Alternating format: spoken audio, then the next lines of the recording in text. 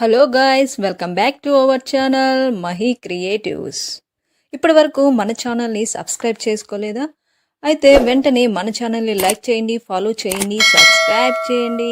మహాభారతం ఈ పేరు వినగానే అందరికీ గుర్తుకు వచ్చేది కురుక్షేత్ర సంగ్రామం. నిజంగా కురుక్షేత్ర సంగ్రామం జరిగిందా అనే దానికి చాలానే ఆధారాలు ఉన్నాయి. చరిత్రలోనే అత్యంత భయంకరమైన యుద్ధం పాండవులకు కౌరవులకు మధ్య జరిగిన మహాభారతం. సృష్టి ఆది నుండి నేటి వరకు జరిగిన యుద్ధాలలో అత్యంత ఘోరమైన యుద్ధం కురుక్షేత్రమే అని చరిత్ర చెబుతుంది. ఒక రాజ్యంలోని సైన్యం మరొక రాజ్యంలోని సైన్యంతో తలపడితే అది యుద్ధం. అదే భూమి మీద మనుగడలో ఉన్న రాజ్యాలన్నీ రెండు వర్గాలుగా విడిపోయి తలపడితే అది సంగ్రామం. కౌరవులు పాండవులకు మధ్య జరిగింది కురుక్షేత్ర సంగ్రామమే. ఈ యుద్ధం దాదాపు 18 రోజుల పాటు నిర్విరామంగా సాగింది. ఈ యుద్ధం వల్ల స్త్రీలకు, చిన్నపిల్లలకు, వృద్ధులకు ఎటువంటి హాని జరగకూడదు. ఈ యుద్ధాన్ని ధర్మబద్ధంగానే ముందుకు నడిపించాలి అనే నియమ నిబంధనలతో ఈ యుద్ధం మొదలయ్యింది. ఈ యుద్ధంలో 47 లక్షల పైచీలకు జనాభా పాల్గొంటే యుద్ధం ముగిసే నాటికి 10 మంది మాత్రమే మిగిలారు. 18 రోజుల్లో 47 లక్షల మంది మరణించారు అంటే సామాన్యమైన ఆయుధాలతో సాధ్యపడే విషయం అంతకన్నా కాదు. అందుకు గల కారణం కురుక్షేత్ర సంగ్రామంలో వాడిన అస్త్రశస్త్రాలే. కురుక్షేత్ర సంగ్రామంలో వాడిన ఆయుధాలను 2 రకాల ఆయుధాలుగా పరిగణించవచ్చు. ఒకటి అస్త్రం, రెండవది శస్త్రం. అస్త్రం అంటే మంత్రించి ప్రయోగించబడేది, శస్త్రం అంటే భయంకరమైన ఆయుధం. నేటి తరంతో పోల్చుకుంటే మిసైల్స్ లాంటిది. ఈ కురుక్షేత్ర సంగ్రామంలో ఎవరి మీదకి ఎలాంటి అస్త్రాలను వాడారు, అసలు అస్త్రాలను ఎవరు సృష్టించారు, శక్తివంతమైన అస్త్రాలను నిజంగా కురుక్షేత్రంలో వాడారా? ఇలా ఎన్నో ఆసక్తికరమైన విషయాలను తెలుసుకుందాం. మీరు మాత్రం ఈ వీడియోను చివరి వరకు చూడండి. కురుక్షేత్ర యుద్ధంలో వాడిన శక్తివంతమైన అస్త్రాలలో మొదటిది బ్రహ్మాస్త్రం. మన పురాణాల ప్రకారం బ్రహ్మదేవుడు బ్రహ్మాస్త్రాన్ని సృష్టించాడని పండితులు చెబుతున్నారు. విశ్వం యొక్క అన్ని కార్యకలాపాలు సక్రమంగా జరగడానికి, నియంత్రణను కొనసాగించడానికి ఇది ఉద్దేశించబడింది. సంపూర్ణ శక్తివంతమైన ఈ అస్త్రాన్ని కేవలం రోజులో ఒక్కసారి మాత్రమే ప్రయోగించాలి. రామాయణ కాలంలో విభీషణుడు, లక్ష్మణుడు మాత్రమే దీనిని వాడారు. మహాభారత యుద్ధంలో ద్రోణాచార్యుడు, అశ్వత్థామ, శ్రీకృష్ణుడు, కువలాశ్యుడు, యుధిష్ఠిరుడు, కర్ణుడు, అర్జునుడు ఈ అస్త్ర ప్రయోగం తెలిసినవారు. కురుక్షేత్ర యుద్ధంలో కర్ణుడు బ్రహ్మాస్త్రాన్ని ప్రయోగించడానికి ప్రయత్నించాడు. అయితే కర్ణుడి గురువైన పరశురాముని శాపం కారణంగా ఆఖరి క్షణంలో బ్రహ్మాస్త్రాన్ని ప్రయోగించే పద్ధతిని మరచిపోయాడు.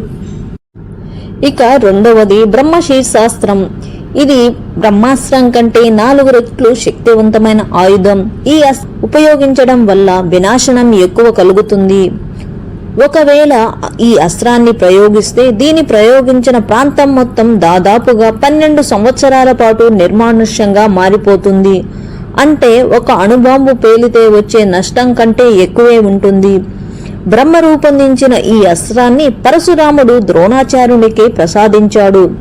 ఇంతటి శక్తివంతమైన బ్రహ్మశీర్షాస్త్రాన్ని ద్రోణాచార్యుడు తన ప్రియ శిష్యుడైన అర్జునుడికి ఇస్తూ, పూర్వం రాముడి దగ్గర ఈ అస్త్రం ఉన్నా దాని వలన సంభవించే వినాశనాన్ని ఆలోచించి రామరావణ యుద్ధంలో దీనిని ప్రయోగించలేదు.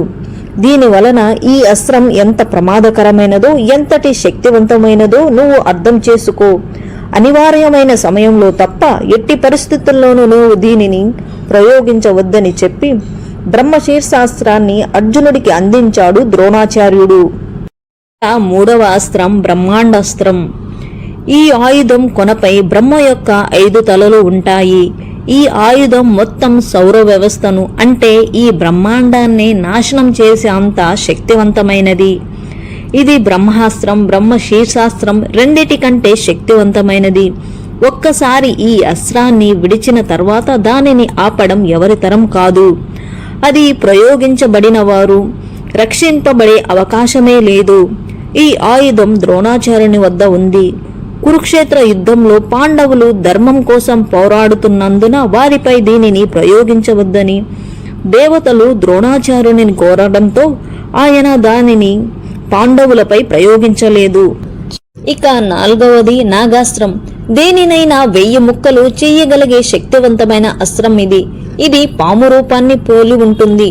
కురుక్షేత్ర సమయంలో కర్ణుడు అత్యంత శక్తివంతమైన నాగాస్త్రాన్ని అర్జునుడి మెడపై గురిపెట్టగా ఆ సమయంలో అర్జునుడి రథసారథి అయిన శ్రీకృష్ణుడు దానిని గురి తప్పేలా చేయడంతో నాగాస్త్రం అర్జునుడి కిరీటాన్ని తగిలిన వెంటనే ఆ కిరీటం 1000 ముక్కలుగా విరిగి నేల మీద పడిపోయింది.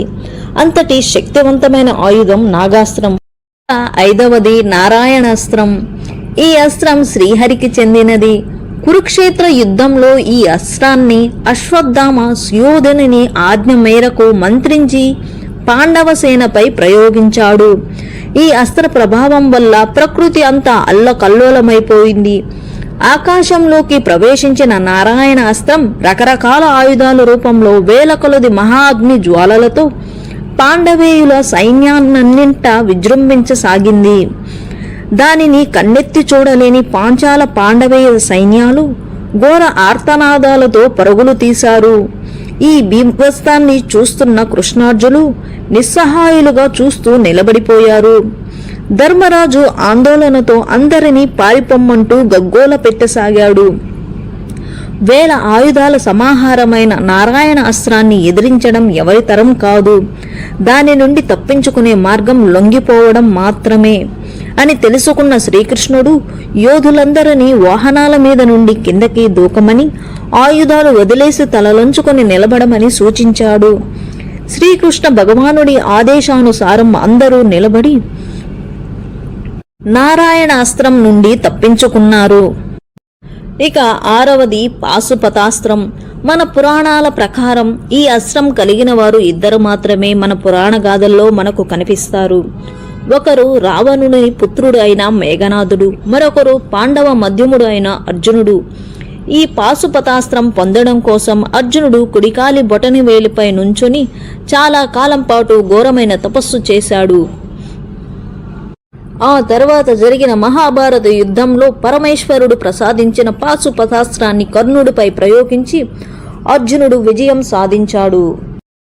ఇక 7వ అస్త్రం మహేశ్వర అస్త్రం. సమస్త లోకాలను భగవంతుడిలోకి లయం చేయగలిగే శక్తి సామర్థ్యాలను పొందినటువంటిది ఈ మహేశ్వర అస్త్రం. ఈ ఆయుధం పరమేశ్వరుడి 3వ కన్ను యొక్క శక్తిని కలిగి ఉంటుంది. అర్జునుడు తపోశక్తితో శివుణ్ణి ప్రసన్నం చేసుకుని ఈ అస్త్రాన్ని పొందాడు.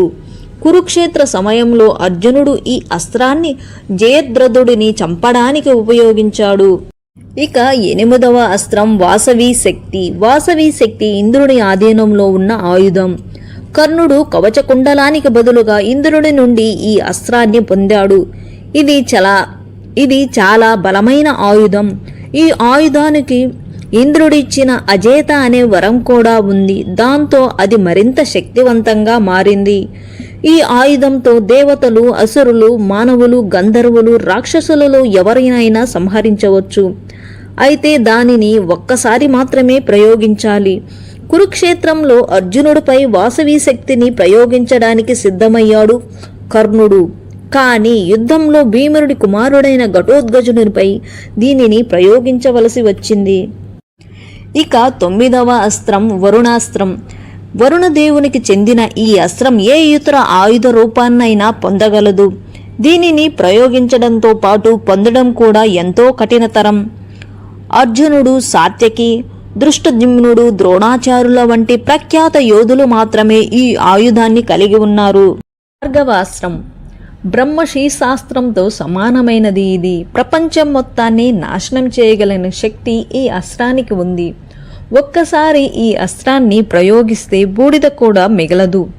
రక్షించుకోవడం కోసం ఈ అస్త్రాన్ని వాడితే బ్రహ్మాస్త్రాన్ని, బ్రహ్మశీర్షాస్త్రాన్ని కూడా నాశనం చేయగలిగిన శక్తి దీనికి ఉంది. కురుక్షేత్రంలో ద్రోణాచార్యులు పాండవులపై ఈ అస్త్రాన్ని ప్రయోగించారు. ఇక 11వ అస్త్రం గాంధీవం.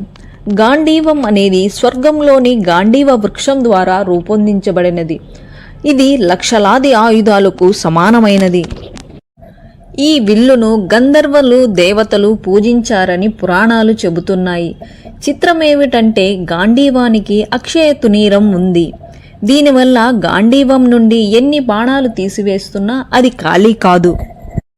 ఈ గాంధీవం 1000 ఏళ్ల పాటు బ్రహ్మదేవుని వద్ద ఉండగా ప్రజాపతి వద్ద 503 సంవత్సరాలు, ఇంద్రుని వద్ద 85 సంవత్సరాలు, చంద్రుని వద్ద 500 సంవత్సరాలు, వరుణి వద్ద 100 సంవత్సరాలు ఉంది.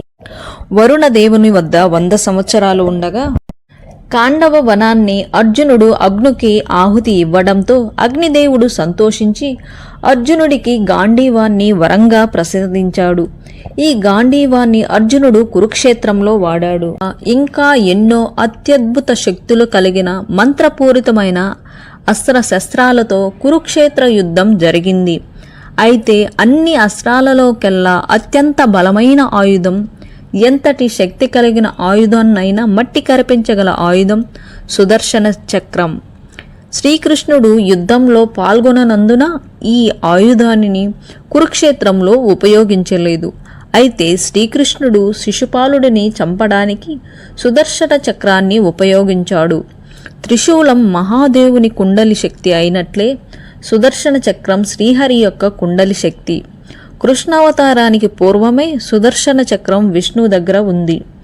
మహాభారత యుద్ధంలో పాల్గొన్న యోధులు ఈ ఆయుధాలను చాలా జాగ్రత్తగా ఉపయోగించారని మనం గమనించాలి.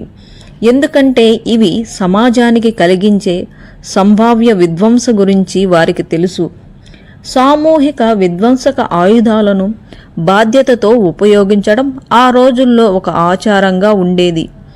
వీటిలో కొన్ని ఆయుధాలు అణ్వాయుధాలుగా ఉండే అవకాశాలు ఉన్నాయనే వాదన నేటికీ కొనసాగుతూనే ఉంది.